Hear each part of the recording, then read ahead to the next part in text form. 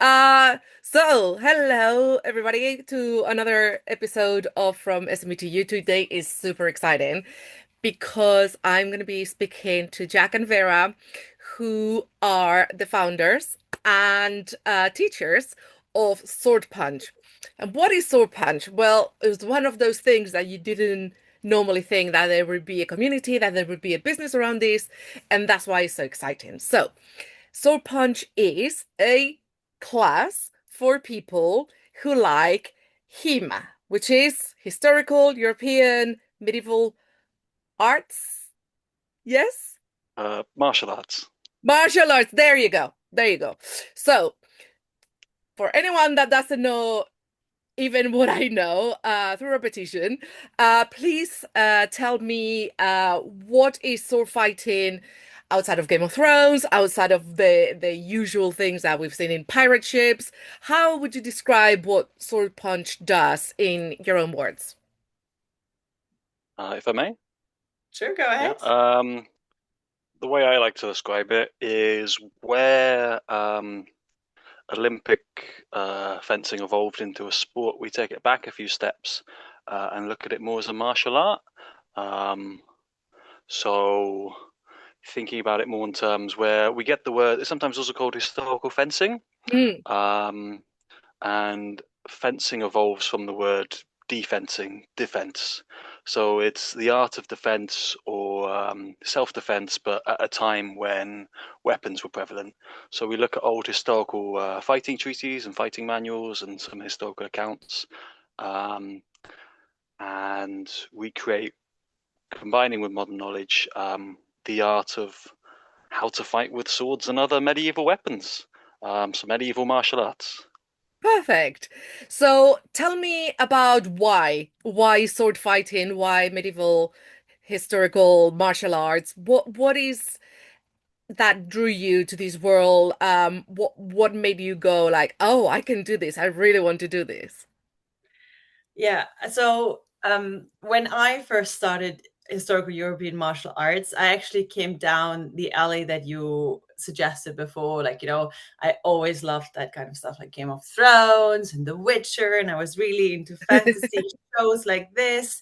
And at one point, I thought, like, hey, I live here in London, and in London, you can literally do anything that you want. Yeah. So I was Googling and looking for sword fighting. So I didn't even go down HEMA. I was just looking for sword fighting, right? Yeah. And a lot of people are actually getting into this in that direction and then discover actually, hey, there's a whole system. There's this Yes. historical, there's like the treaties, the interpretations and everything around this art, this martial art. So for me, it was actually after my first baby when I was on maternity leave. And I was like, oof, I would like to do something different. Like I absolutely love being a mother. Pregnancy was a whole different story, but I needed to do something for myself again. Yeah. And I was not working in my day job at the time because I was on mat break. And I was like, I want to try something new. I think now is the right time to try something new. So I Googled, I found it, and I went there. And at the beginning, I was like, whoa, that's not what I expected at all. So I wasn't actually quite sure at the beginning if I will continue, but I went back because like, I'm not going to give up so fast. And I went back and I really got the hang of it. And I discovered a lovely community and an extremely cool sport that is quite niche, but super interesting with so much depth and culture and history around that. Yeah, now we're here. Yeah. What was different from the thinking or the image that you had in your mind that it was going to be? Well, when you look at, let's say you come from the pop culture area and you see like all the movies in Hollywood going at each other with swords, it's like, wow, and all hang low and rush. And then you go there and you're actually like, okay, this is like many martial arts, right? This is actually quite calm and controlled, an environment where you need to learn. And it's not for nothing that it's called art, right? And Yeah. art, you don't just learn like that. Yeah. It takes practice, it takes dedication. And I think when I first went in there, and actually this is something that we're seeing quite a lot also with many women joining in the club, they have the feeling they can't do that so well, or it's tough, or they don't get it, or they cannot hold the sword, they're too weak. And I think I had all these issues at the beginning too, where I was like, wow, can I actually do that? And is Yeah. this actually for me? And when I then got more into it, I was like, okay, I understand. I need to, the mechanics of it, right? It's like there's a lot of things that play together: distance, mechanics, pressure, sentiment, all these things. I don't want to put anyone off, because all these things can be learned, but it's definitely not a 3 weeks course until you're going into the fields and fighting Vikings. So. No, it always surprises me when my other half insists on practicing in the garden and I pick the other buffer. And with me, there's a lot of screaming and there's a lot of knees up and trying to kick. And still he hits me. And I'm like, I get really angry. And it's really interesting to observe it, how it's actually a lot of mental game as well as the physical side of things, isn't it? Yeah, I like to think of sword fighting as much more mental than it is physical. I mean, obviously it's physical, but there's a lot going on here: awareness, the sort of tactics, and being purposeful in your training, Yes, not just doing, okay, I'm going to do 100 of these, chop, chop, chop, chop. It's like, no, but why? that's me. Oh, Yes. I need to make sure it's at the right time and all. Yeah, yeah, Yeah. yeah. It's Um, a good, it's a whole workout. Yeah. yeah, it is. It is. Charlie's very sore on Mondays. Yeah. Oh, Tuesdays, hopefully. Yes, well, not even. Oh, So when I look at your website and I look at the type of events that you do, gatherings, etc., it comes across very clearly that you have a very strong sense of values for Soul Punch, all anchored around safeguarding, inclusivity, personal growth. How has that imbued the way you see it as a community, as a business, and as the type of thing that you want to do? I think it's made it very strong. Like the community feels very, being that we've made clear. I mean, it's just, this is also like just generally values that are close to me and Vera, and we hold very high, that, being inclusive, um, setting that as an example and building a community around that, that by being inclusive and supportive, that means our community is inclusive and supportive, and so Yeah, they all include and support each other, yeah, and it becomes, they builds a very strong foundation that you can build a lot on. yeah, I think how it all came to place and developed is like, obviously Jack and I, we've been training martial arts for a long time. We're also certified fitness instructors and professional teachers, right? And for us, it was important that with the club that we are founding, it is going to be a place where there is a healthy learning environment for everyone. yeah, Because it's very clear that people learn differently. And we have in the martial arts community, and it feels in historical martial arts even more so, often quite a vulnerable community that's coming in. A lot of vulnerable people join this sport. And even more so, it is very important there to provide a space for them where they feel safe and respected yeah, to be able to learn this hobby, right? Like we're talking still about a passion and a hobby. There are yeah. very few very professional sword fighters as such. But I think why we ventured out, and what Sword Punch really stands for, is the fact that people are different. Every individual learns differently, and everybody can do sword fighting. And we want to make sure that we find that approach for everyone in a professional way, with professional teaching methods, to be able to elevate that person and make them progress on their own individual journey. And this is something that I feel like was lacking in our past, and where we really felt strongly to create this inclusive environment, but inclusive in the fact of like accepting that people are different and providing a space so that they can progress. Hmm. So And in a following, professional oh, manner. sorry. Yeah. Sorry. Oh my God. Oh, just yes. What Vera said, amazing. But yeah, like I feel like we're through our professional fitness training. I feel we're both very well armed to provide that in a professional way.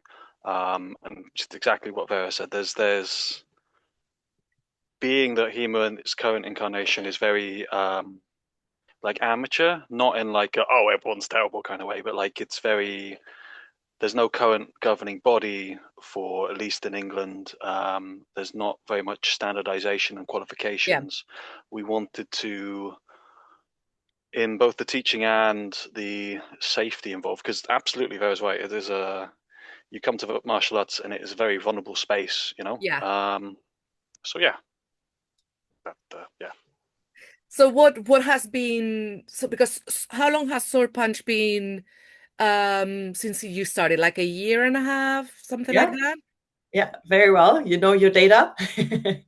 So in this, yeah.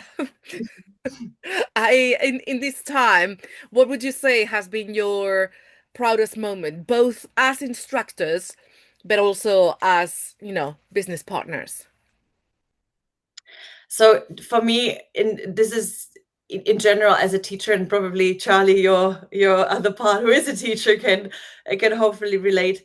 For me, the proudest part is really if I see people that have completely underestimated themselves are progressing and that they're gaining in confidence and they're enjoying and they're actually like, hey, I can do this. And I finally get it. When I have that moment where I'm actually able to reach through a student and to be like, you can do this. And I know it. I believe in you. And they progress every time. I mean, this is why I guess we become teachers in various different degrees, right? Anyhow, so for me, that when I see that and when I see the community grow and enjoy themselves and be happy, that's really why I'm out there. Yeah, I agree with that. I thought a lot about this question, but I couldn't find one specific example. But lots of little ones, you know. For example, we have a WhatsApp community that our students communicate in, and for us to communicate to our students about classes coming and going. But seeing them all joke and communicate with each other, and that some, for example, someone's going off to tournament and they need a bit of kit, and everyone's helping out. Like, oh, I've got this, you can borrow that.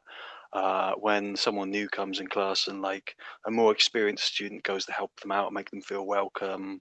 Like Vera says, seeing someone who didn't think they could originally do it and get Mm. the thing, whatever it is they're trying, the sort of the spark of understanding in their eyes when something clicks. It's just lots of little moments.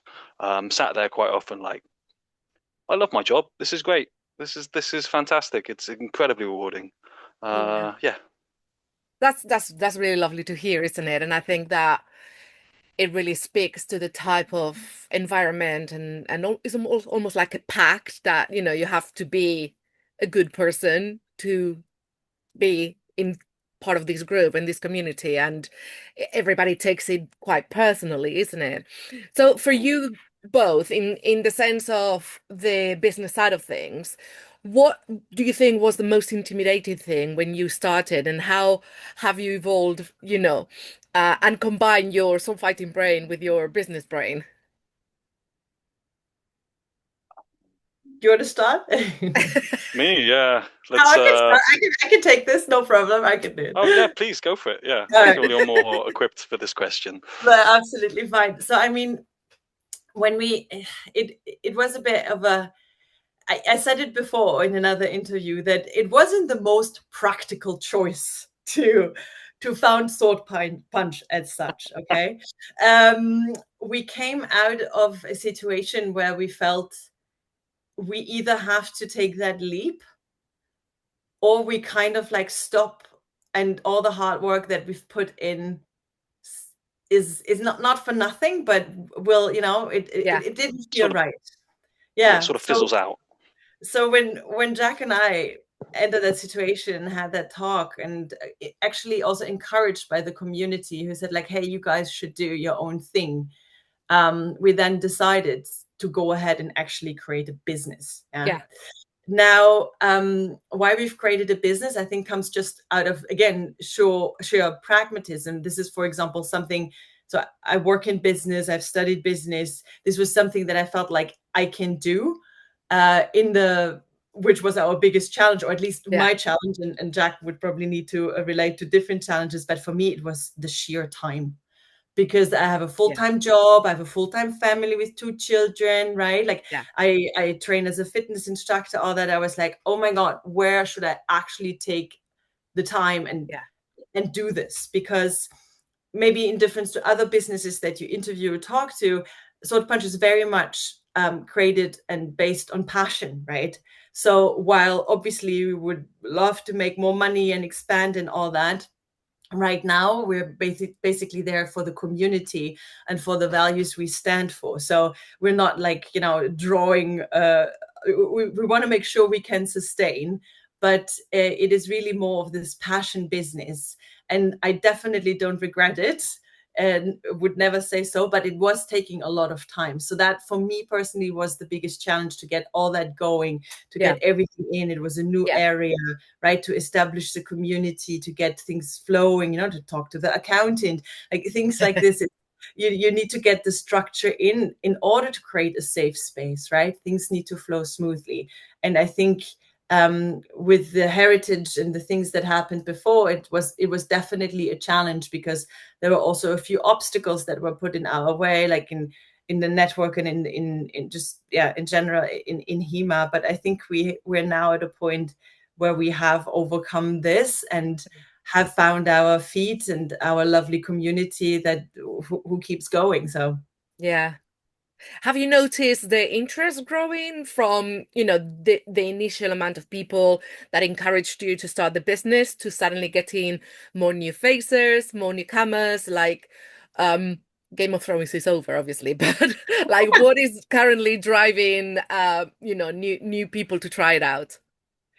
I think there's a general demand and curiosity around it, but then obviously we're a relatively new business, right? Like they're very old established businesses, or not businesses, but clubs around it. So it takes your time just to be known. And I think a lot of it, especially in the space, is also like just word of mouth, right? Like people who have friends with different Yeah. interests, and then bring that. So we definitely see the community growing and more interest coming in. And we try to be as supportive for everyone who wants to try this, and make sure that they understand that they can do it if they want to do it. Yeah. I heard someone decided that that was going to be their first date. Actually, I had that a few times now. Ah, Yeah. I think, with I had a thought about that in general, because first of all, with all the cool things that you can do in London, and second of all, I think people go on a lot of dates, because now with online dating and the whole things that are happening there. So I think it's, The apps. yeah, you kind of look for new things that you do, maybe not always the odd restaurant or bar yeah, or yeah, no, whatnot. I And think it's hey, brilliant. if my husband had invited me on a first date to sword fighting, I would have married him 7 years earlier. Oh, Damn right. maybe we should start our own thing. Date and punch. I mean, Yeah, figuratively. Yeah. dating, Sword crossblades with dating. someone new. I don't know. You can Brilliant. think of that. So tell me about the other question that you've talked about is the community and how helpful they are into each other. But one of the things that someone may think that is a barrier to entry is accessibility, right? And affordability, because they may think that I actually need to turn tomorrow like I'm going into a joust, but not necessarily the case. How do you remove those misconceptions so that it becomes, very easy to take the step? Hmm. So one thing we're very keen on is that, because part of it, people think like, oh, do I need my own sword? Do I need like all of my equipment? We, how to phrase this? There's always training weapons available for anyone new. We've got foam swords, steel swords available for anyone who hasn't got their own kit, because that's a big thing. Just come along. We train very specifically in such a way to teach people to be able to train safely and effectively with low amounts of equipment. Yeah. Even if you're, fully geared up. And for those who don't know, when we do full contact sparring, we use what's effectively souped up fencing gear. So masks with thicker meshes, padded jackets with higher puncture resistance, etc. Some hard plastic plates, and thick gloves. But that's a big monetary investment for someone just starting.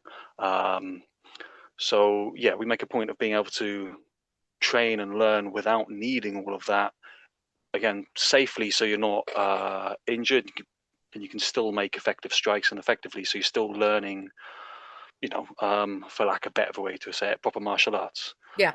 It's still in contact, still the right pressures. You're still learning stuff that's of value eventually when you do get the kit. But if you never want to get the kit and just want to do this as a hobby and show up and borrow the kit, that's okay too. We make that very clear.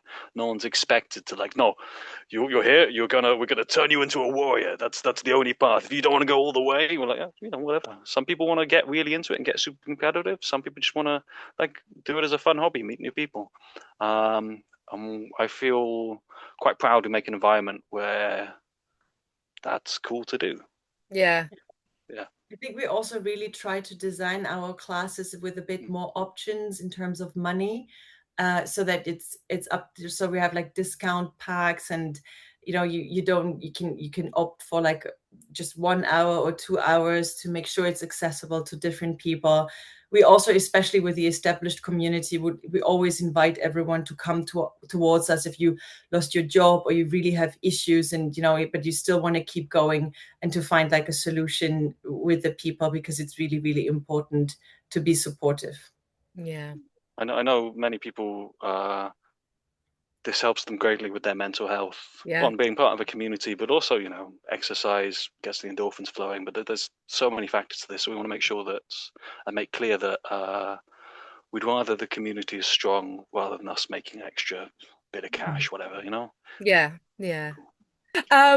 So one thing that we've covered extensively is this value of community. So what would you say would be your lessons learned or advice that you would give to other founders about the value of this building a community that is loyal, that is values driven, that is, in line with your very own ethos? Perhaps Vera, you can answer this. Okay. Yeah. So I think the most important thing is that you're credible as a brand, or as like leaders of, or managers of, or instructors in that sense of the business. If you are not embedding and living the values that you show, or that you would like to have, then your community will also not believe it, rightfully so, right? And I feel if you want people to come back, they obviously need to see what they can, they reflect their values in the whole situation. Yeah. So it is not easy to build a stable community. I mean, there's so much people coming and going in London, especially, right? And to growing the community. But I feel, and this again, you need to be, for me, and I know for Jack too, and this is also again why we built this, the fact that you as a teacher are not, you are there to provide a service to your community, right? Or even as a brand, if we can extrapolate it everywhere, you're there to serve a purpose for people. The people are not there to serve your purpose of like feeding your ego, or like making you feel better after class. Hence, I feel if you go in with that attitude of modesty, and you knowing that you actually there for them more than them for you, this is something that is really, really strongly embedded in Swordpunch. And this means things like requiring your full attention, right? Like teachers should not be on the phone during class or anything like that, or go out, but the thing is, you see all these things, right, where you're like, how can this even be? And people put up with this.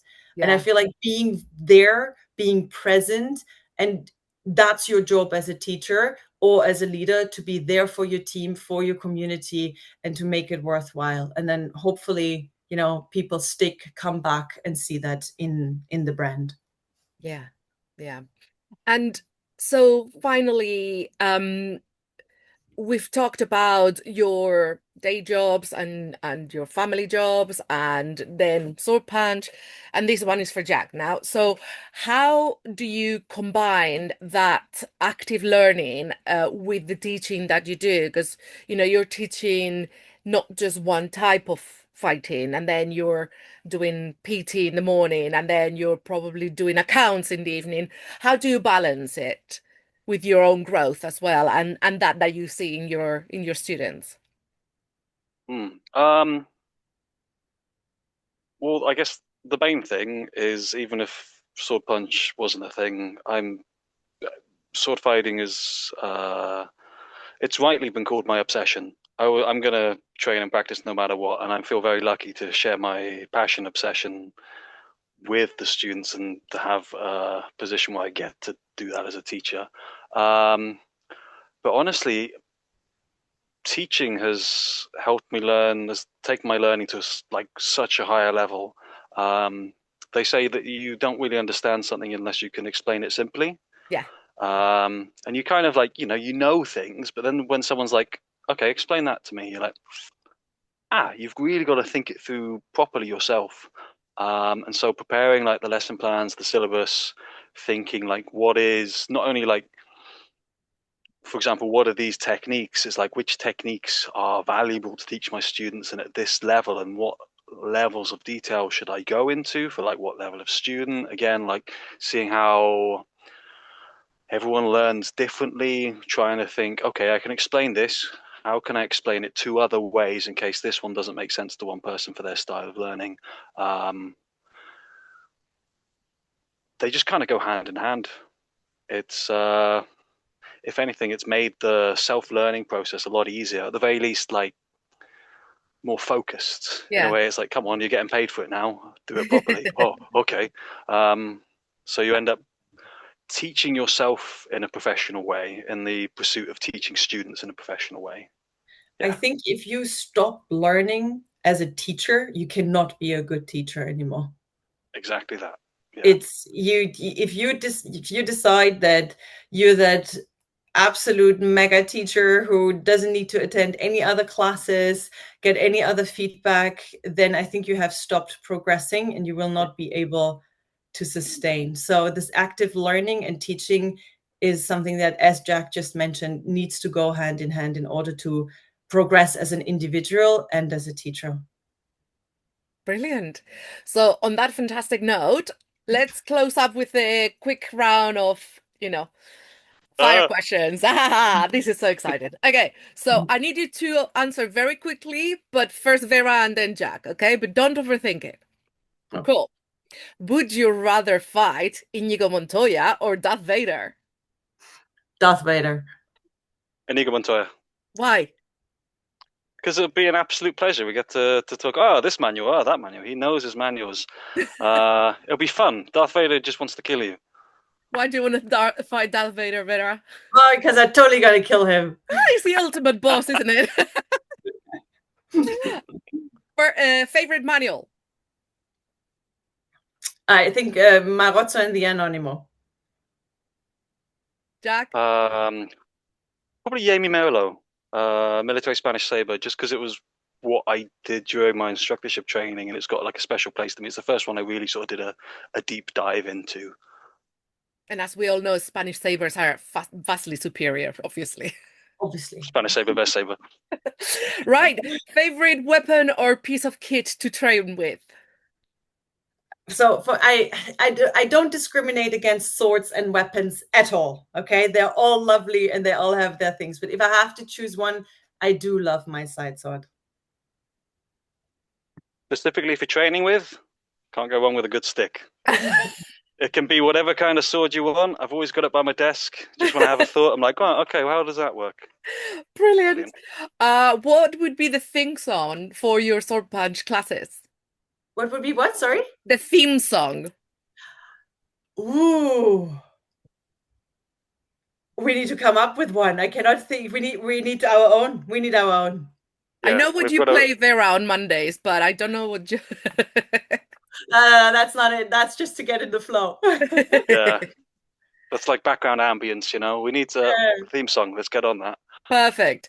Right. Weirdest reaction you've had when telling someone that you teach sword fighting?